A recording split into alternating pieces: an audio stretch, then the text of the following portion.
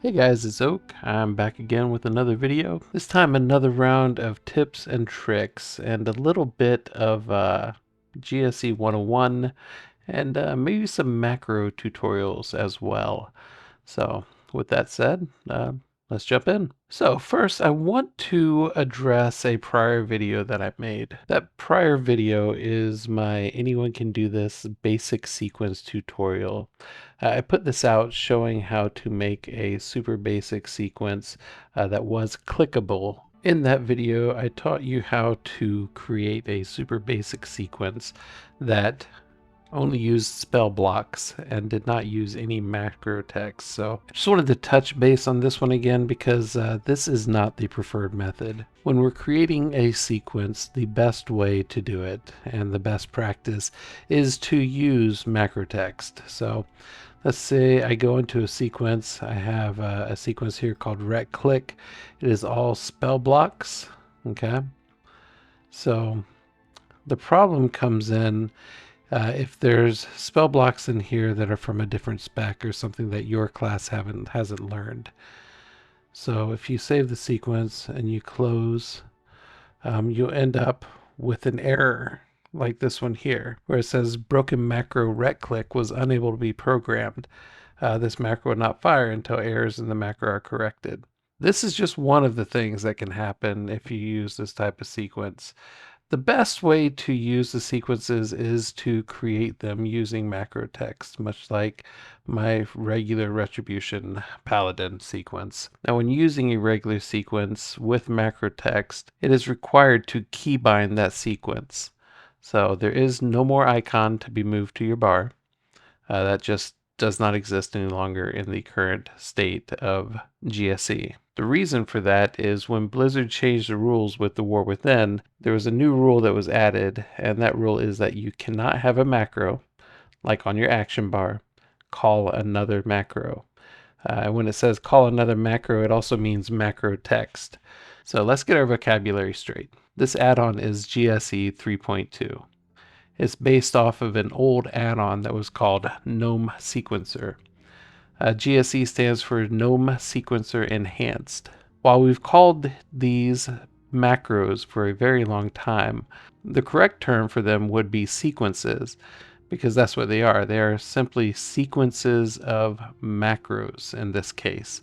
So when you're creating a sequence, you are creating a sequence of macros in here. So the difference between these and what goes into your /m window is these are in-game macros, whereas these are created using something called macro text. While macro text has a very similar function to macros, they do have some limitations, like with cast sequences. Unfortunately, when you're using macro text, cast sequences can no longer have a reset in them. It just won't work. So in the main menu of GSE, you have several tabs that go along the top. You have sequences, which is where all your sequences live. You have configuration tab, which is where you would put information about what your sequence does and different modifiers. And then you'd have your version tab, which this can be version 1, but if you want to change this slightly to be used in a different environment, such as only in RAID, then you can click New, and that will create a version 2, which is an exact copy of your version 1 that you can then edit however it is that you like.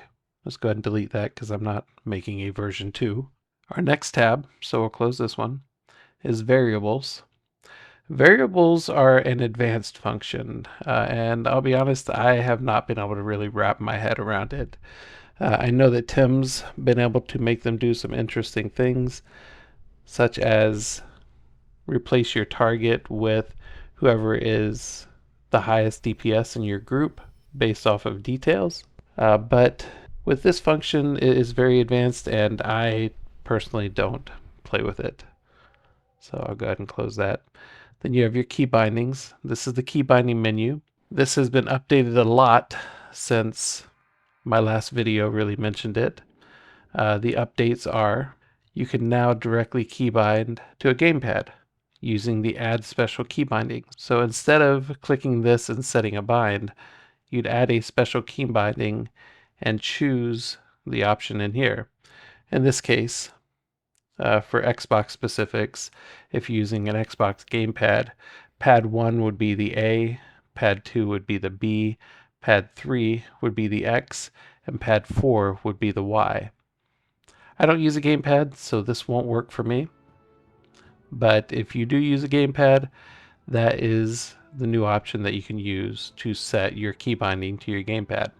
You can now set key bindings based on your talent loadout. So I have some different talent loadouts here. If I wanted this sequence to only be used when I'm in this loadout, I would simply choose that loadout and click save. So now that keybind is saved to that specific loadout. So the reason that that can be helpful is if you only wanted to use the single target sequence for when you're in a raid, let's say you go to your raid build, you can just choose single target raid, click save, and then set your keybind and click save. Now it will use that during single target raids.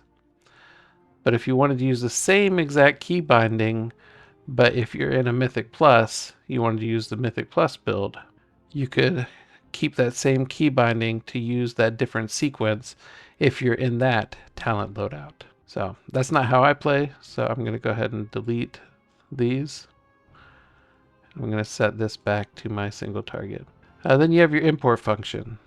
The way you would do an import is you would find the sequence that is kept on one of the few different repositories where these different sequences are kept. You can either go to GSE United or you can go to wildlazymacros.com and locate your sequences there. For this demonstration, I'm just going to load in Davy Jones's Ret Paladin sequence. So I got the import string from Wild Lazy Macros. I paste it here and I click import. You'll watch the bar down at the bottom and you'll see that these two sequences were added. So now they show up in your sequence list. Then there's the macros box. This window will essentially mirror what you have on your /m. So you have your account macros, then you have your character macros. For me, some of the different things that I use character macros for are for a mouse over Blessing of Freedom, a mouse over Flash of Light, a mouse over Holy Light, a mouse over Cleanse, and a mouse over Turn Evil. Now the Cleanse and Turn Evil I have built into my sequence, so I actually don't use these macros any longer. But this can be beneficial if in a sequence you're calling to a macro.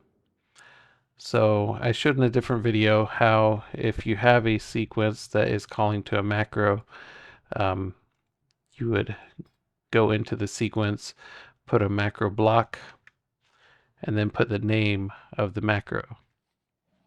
So I don't know why you would do this, but let's say I'm calling the freedom sequence or freedom macro.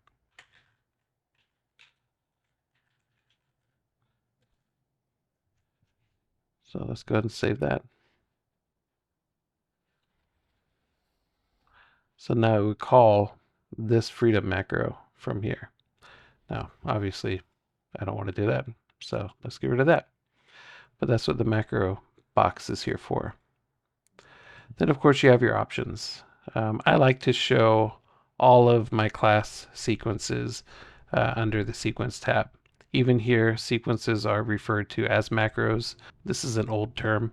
A lot of people still call them macros, but they are sequences. Now I'm going to go over some different conditionals for macros.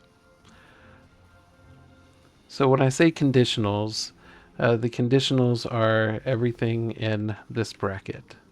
So basically they tell when to do the spell that you have laid out in the macro text. So let's start with target enemy, no harm, dead.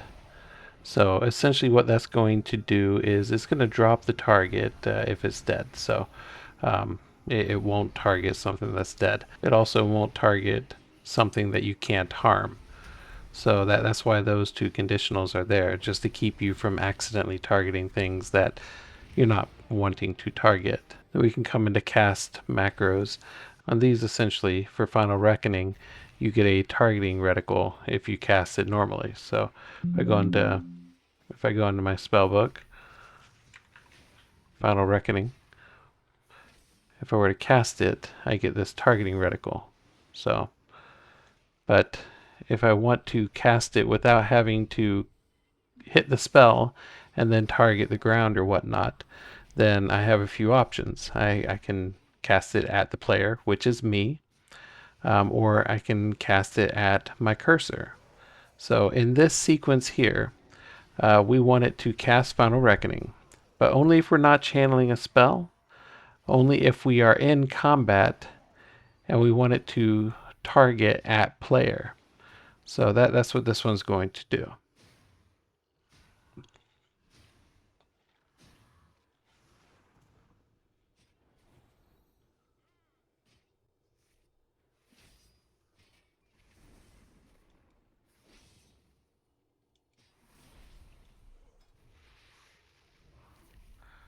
So then we can go into a bit longer cast macros. On this particular line, I want it to start attack, so that's going to make me start auto attacking. I want it to cast Templar Slash. This spell, for whatever reason, is unique. When you cast Templar Strike, it will turn into Templar Slash. Normally, if you put a spell in here that changes, then the spell in the macro will change. So normally if you put Templar Slash in here, it should switch back to Templar Strike. But for whatever reason, this particular spell doesn't do that. I don't know why, but I'm not complaining. So basically what this does is anytime I do a Templar Strike, if I'm talented into that talent, it will turn into Templar Slash, and now this spell will be able to be hit. And it will basically force it to do a Templar Slash because it's in front of these other spells that are on the GCD. So that's why that's there. Then we have modifier keys. So this line here, it will cast Turn Evil if I'm holding down the Alt key. It'll do it at my mouse over target, so if I'm mousing over an enemy. And the harm is what says if it's an enemy. So if it's an enemy and I'm holding down Alt and I have my mouse over them, then it'll cast Turn Evil on the enemy that I'm mousing over. Otherwise, the same line, since I have the semicolon here, will continue. So if this first part didn't happen, it'll move on to the next part. So now if I'm still holding down Alt, it will go on my mouse over target, so the same thing that I'm mouse overing. If it's help means a friendly target, like one of the players in your group. And if that friendly target is not dead, then it will cleanse toxins. So that'll only happen if I hold the Alt key. The different modifiers that you have available is you have Alt, Shift, Control. Then you also have Alt and Shift together, Control and Shift together, Control and Alt together, Shift and Alt together. And there we go, we have some more spam in our text box because of that click macro. So just to touch again, click macros or click sequences, it's not preferred. They can be very finicky. They may not work at all. There's a lot of different modifiers that you can use to make it so your cast line will only go off if you're holding those keys. Then we have a macro block like this one.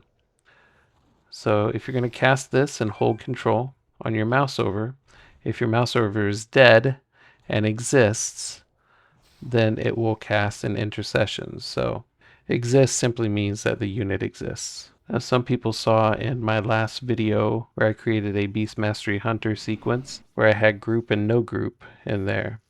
Those are pretty handy too. So if you're out soloing, you can make a macro text block do one thing if you're in a group and another thing if you're solo. So that can be very helpful. You can even do conditionals that will tell whether you're in a party or in a raid. And those are simply that, party or raid. If you're playing a rogue or a feral druid, you can have stealth or no stealth. So it will only do the ability if you're in stealth or if you're not in stealth. I'll post a link in the description to the wiki where it shows the different types of conditionals that you can use, but they can be very handy when you're creating different sequences depending on what it is that you're trying to make it do. I do like making a cast chain that basically would go through all these different things till it gets to one thing that it can do. So like even in this instance, um, I don't need this other word cast here. So I can get rid of that and put a semicolon there. And it's going to do the same thing as if I had a cast on the next line. Because it will only do these first two things if I'm holding control. If I'm not holding control, then it'll move on and just do Divine Storm. So that saves some characters right there. So I'm going to go ahead and save this. Go ahead and close it down. Those are some of the conditionals that I'll use a lot in my different sequences. But it really depends on what you're trying to get it to do. A lot of times just thinking outside of the box, you can save characters on your macro text blocks, which can be very valuable these days. So that's it for today. But I will continue to make videos. I plan to do another Let's Build a Sequence video coming up, so keep an eye out for that. But as always, I just want to thank everyone for all of your likes. I want to thank everyone who has subscribed. Keep doing that. That's great. I love to see that number go up. And all the comments that I'm getting down below. I appreciate every single one of them. So thank you very much for allowing this channel to grow. My sequences are back up on whylazymacros.com. You can also get them on the GSE United Discord. I'll link to both of those in the description. So if you have any questions, post them down below, and otherwise, have a great day.